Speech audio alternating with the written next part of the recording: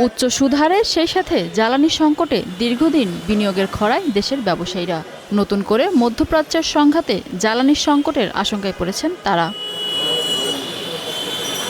এমন পরিস্থিতিতে সোমবার বাংলাদেশ ব্যাংকের গভর্নরের সাথে বৈঠক করেন দেশের ব্যবসায়ীদের শীর্ষ সংগঠন এফবিসিসিআই। 2 ঘণ্টা ধরে চলা বৈঠকে এফবিসিসিআই বেশ কয়েকটি দাবি তুলে ধরে।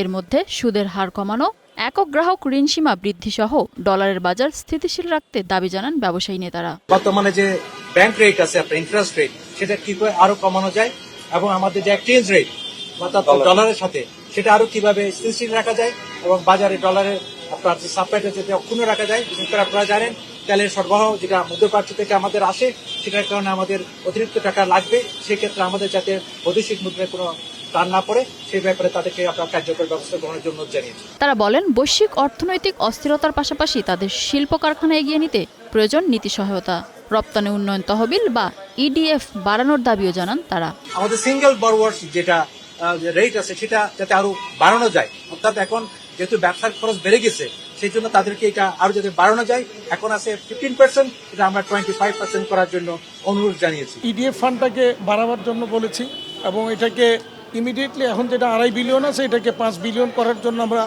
অনুরোধ করেছি এবং সেটা করার ওনারা পদক্ষেপ নেবেন।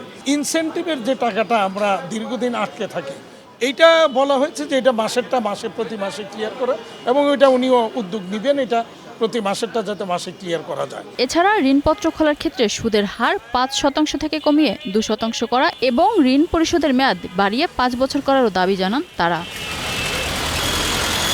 মিনা ফেরদাউস, ওয়ান নিউজ, ঢাকা।